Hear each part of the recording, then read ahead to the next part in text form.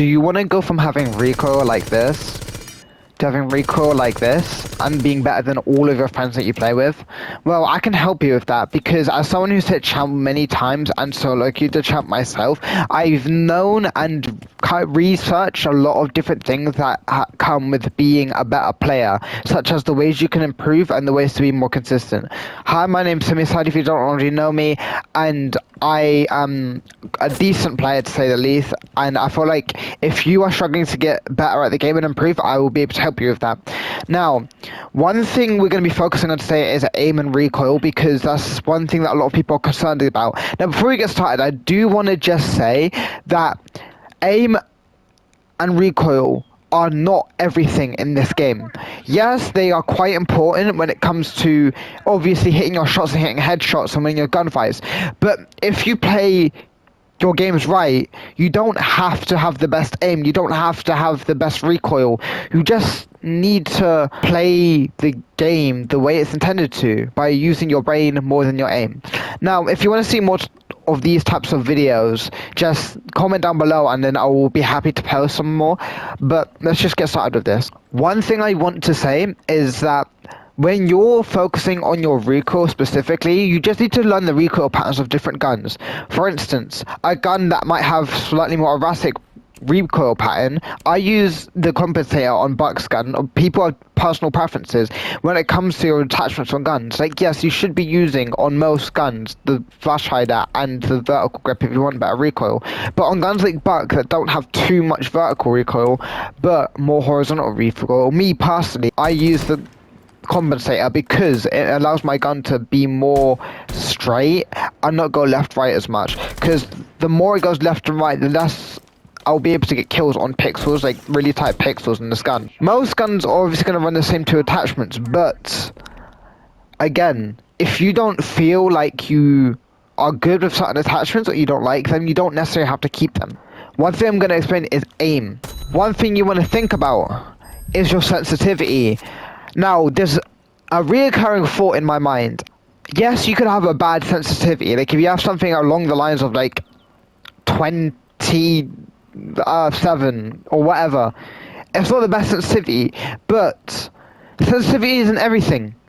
You have to just stick to one sensitivity, and I know I'm a little bit of a hypocrite by saying this, because I get sensitivity shock sometimes, but I try my best to stick to a sensitivity, because you can't improve if you're constantly changing the one thing that is the most important to your aim. Because yes, you can be good on almost any sensitivity, but that's not the point. The point I'm trying to make is, I know it's sometimes like, oh, you're bad on the sensitivity, oh, my flicks are bad, my recoil's bad, this, that, but everyone's gonna have bad days, and that's what you have to understand. I have bad days, pros have bad days, pros whiff, and the best players whiff. The best console and PC players whiff sometimes. Happens to everyone. Now we've discussed that you should stick to one sensitivity. I'm just gonna say, recoil wise, once you've learned the pattern of a gun, for instance, Ash's R4C, if you shoot it on a wall, this is the best way you can learn the recoil on a gun, the recoil pattern. Literally, shoot on a wall, one mag, let it go up. This is gonna be good because I've got infinite ammo on, but you know what I mean. Shoot up, let it go up, don't hold anything. Now, what I do, mark where the first bullet has been shot. Either mark where the next bullet is. Now make sure they're same level with each other, like here. Now this is obviously the distance between where you start and end, and this is how much it moves.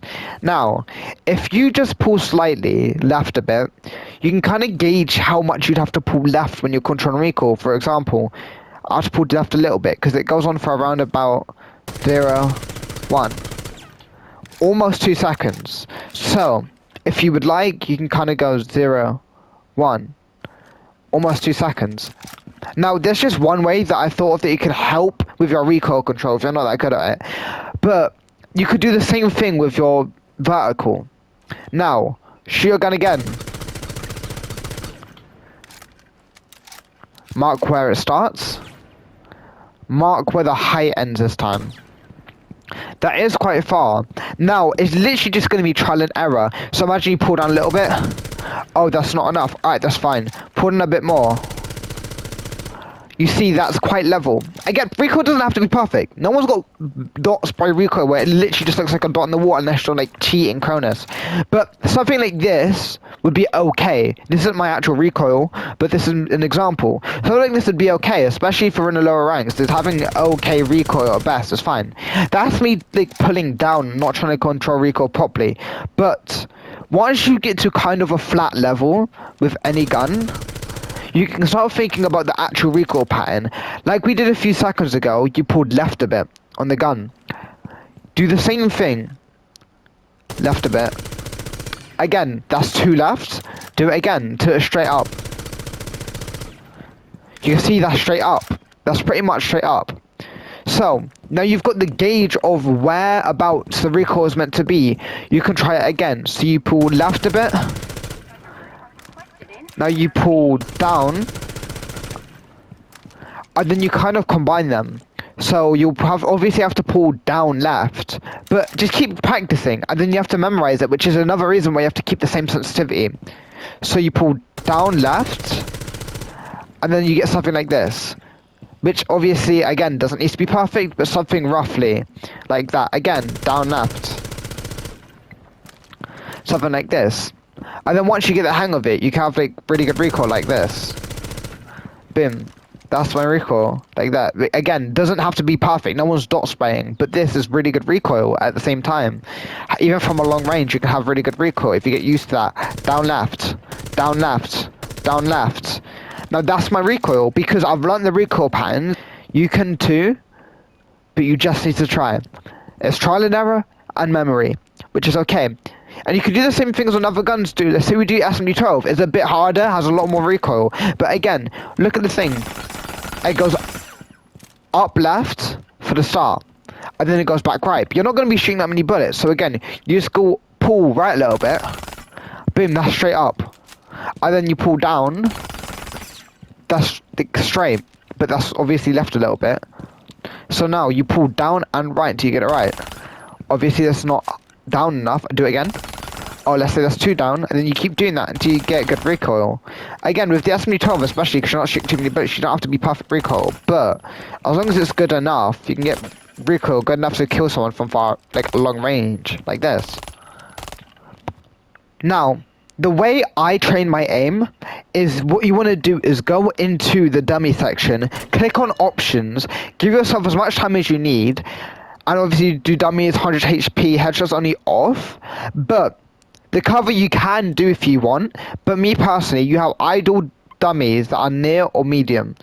Maybe medium would be better for ACOGs, and then have 2 maximum targets. The only reason you have 2 and not 4 and not 1, I'm gonna kill 1 and then I have to look to see where he repositions. What you want to do to start off, if depending on what you're training, if you're training your tracking, what you can either do is just move left or right. Keep a crosshair on someone. Might go too far forward, might go too far backwards. Now, and you just keep like adjusting until you get it right. Now, depending on your sensitivity, you can like either go too far behind like this, or too far in front like this. If this is your tracking, you're not like going enough towards their body, what you can either do is try learn your sensitivity, which is what I recommend, or up your sensitivity bit. Go up by like 5, and then try again. If not, you can up your ADS. But let's say if you get used to your sense, you can start tracking people a lot more properly. Keep your crosshair roughly on them. Again, it doesn't need to be perfect, because in a real game, you don't have to hit every bullet. But again, if you have tracking like this, that's good enough. That's like really good at the same time. But you just have to get used to your sensitivity. Again, you have to get used to another thing, and that's not moving your joystick all the way. Because one, a lot of people readjust their crosshair and flick and turn around. What they'll do is they'll do this. They'll do a little quick flick like that, like boom, which is way too far. Even if you tap your joystick a little bit all the way, it's still too far. So what you want to do is just move your joystick a little bit. Let's just take a little bit at a time. 1, 2, which is useful because when you move your joystick all the way, what seems to happen is you lose control a lot easier. Because again, doing this, when you're doing that, is a lot easier than having to flick towards the head. Because like, even you can't do that all the way sometimes. It's not very useful. So with your joystick, just move it a little bit. Do not like yank it all the way to the left side or all the way to the right side. Not be pulling on it. Just move it a little bit so you get little flick, little flick, little flick, little flick, little flick.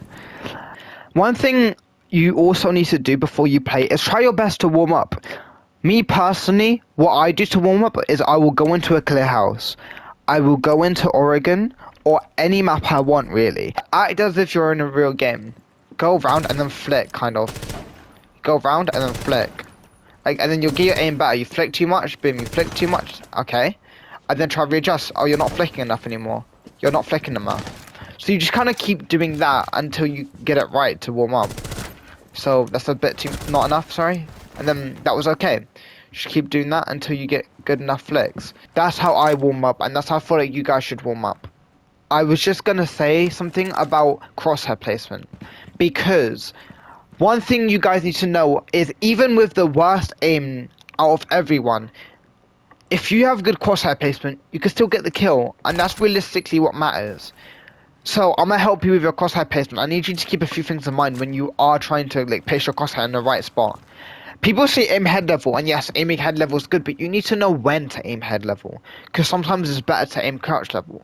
Like if you use your ears and hear someone crouch, maybe aim a bit lower, a lot lower. So imagine someone's over here, you hear them crouch, you're gonna aim crouch level, and then be ready for just in case they stand up again, you can flick back up. That's why I personally don't have too much of a fast vertical sensitivity, because let's say if I turn my sensitivity up to 50 or something, it'd be a lot harder to flick up and be more accurate with it, because this is not head level. But let's say something like 40, which is decent for doing that, flicking up to head level, but maybe that's a bit too high. So, which is why I personally run 33. But again, sensitivity is just personal preference, but as long as you get used to it, you should be okay. Just flick up to head level. And then you can do the same thing the opposite way. Flick down to crouch level. Flick down to crouch level. Flick down to crouch level. Now, when it comes to going around corners with your crosshair, remember, you can have bad aim, but a really important thing that people look past a lot is crosshair placement. Because if you have good crosshair placement and really bad aim, you can still get the kill, and that's what matters. If I'm gonna swing something and I have my crosshair not this tight to the door frame, but a bit further out like this, my reaction time can account for the fact that there's a delay between my brain processing someone swinging and the time I can actually press the shoot button, which means if I put a little delay between the crosshair and the door frame, I can still get the kill, like this. Boom. That was reaction time. But obviously, if I had it like this, I'm still gonna die. Like, imagine, yeah, someone's here, I'm gonna swing with the thing on the door frame, and then I have to readjust, which will get me killed. Like, someone's over here. Oh. See? Good crosshair placement, bad aim. Went up to the ceiling. First headshot, doesn't matter that it was bad aim. Just was my point. When it comes to quick peeking, that's a really important skill that a lot of people know how to do, but a lot of people don't know how to do it properly or efficiently. Now, I myself is considered quite good at quick peeking. I have got dead zones that help me quick peek. I'll show you. If you have stick drift, you don't have to apply to these, but it's just me personally. I've got 3-5 dead zones because the 3 dead zone makes it so I can move left and right really quickly. And then my 5 dead zones, obviously, because my aim is like, okay. So it just allows my quick peeks to be quite fast. There's obviously a lot of quick peeks you can do, and obviously you got the Shiko peek and the Jiggle peek, but also I'm talking about checking corners as well. For instance, if you're using a quick peek to check a corner, there's a difference between doing this and doing this.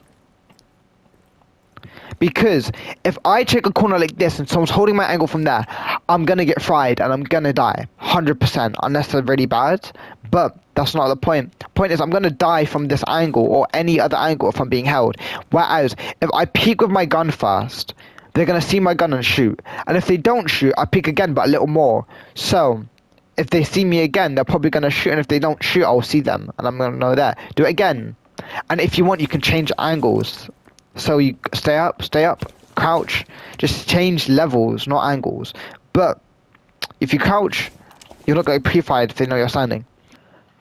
Another thing I'm going to show you is jiggle peeking, because that is important. Let's say someone's on an angle and you're going to try jiggle peek it. If you know someone's there, people do sometimes Shaiko peek, but jiggle peeking is usually what a lot of people do, and I do as well. I do both of them, but I do jiggle peek more than I Shaiko peek.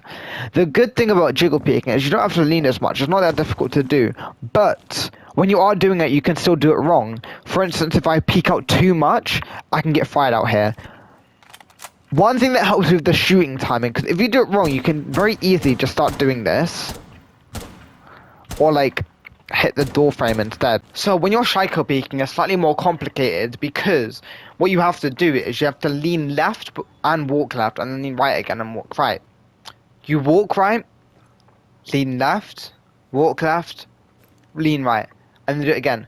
Walk right, lean left, walk left, lean right, and then you do that faster again and again until you eventually get something that looks like this.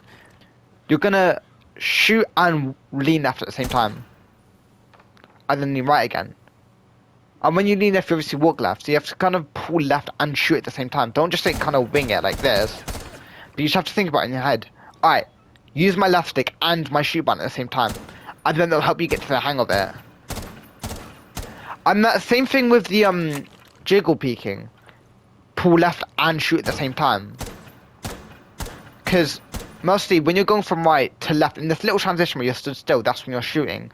But then when you're just about to pull left, you're still stood still, so like you're like this, shooting like that.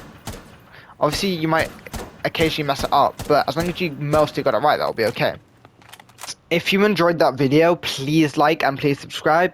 I will be posting more videos like this if you guys like to. So if you like this video, try leave a comment down below telling me more videos that you would like to see from me. Something that I could do. For example, I could try do more educational videos for you guys that are maybe a lower rank or need more help when it comes to this game. Because I feel like I'm able to help you guys, and I'd love to be able to help you guys improve like the quickest and the best I can possibly help.